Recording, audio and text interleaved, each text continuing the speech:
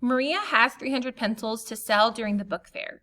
She sold 150 of her pencils on the first day of the book fair. Represent the number of pencils that Maria has left to sell using a number line and an equation. All right, let's identify our important information first. The question is asking us to represent the number of pencils Maria has left using a number line and an equation.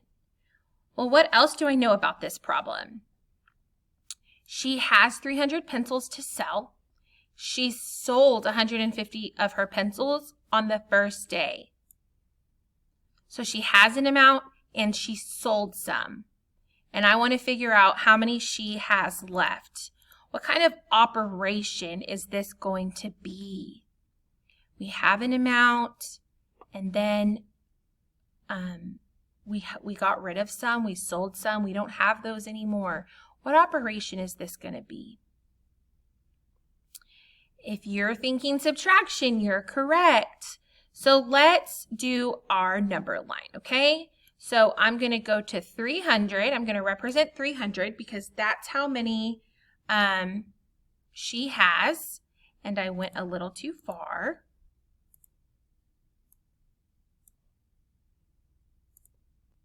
So 300 is the number of pencils that she had, and she sold 150. And if she sold them, she doesn't have them anymore. So we need to subtract 150 from 300. And let's look at our number line. So 100, 150, 200, 250, 300, 350. Right here would be 125, 175. 225, 275. So our number line is counting in increments of 25 and starting with 100. And then the numbers that you see on the number line that are already written for you, those are going by 50. So we're counting by 50.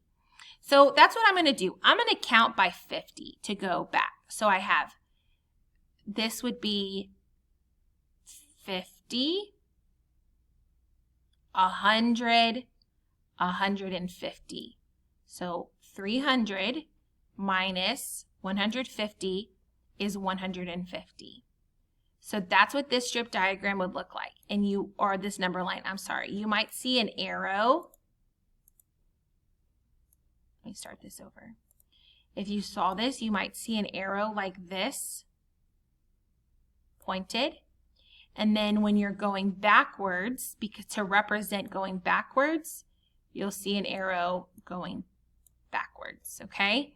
That's kind of what you'll see on your number line. So you're going to do this exact same thing and on the next slide, and you're going to be putting it into a strip diagram, and we're going to practice what the equation would look like, okay? So she has 300 pencils to sell minus 150 pencils sold equals the number of pencils left to sell. All right, so this is what your equation would look like, okay? 300 pencils to sell minus 150 pencils sold equals the number of pencils that Maria has left to sell. Okay, you're going to practice on the next one.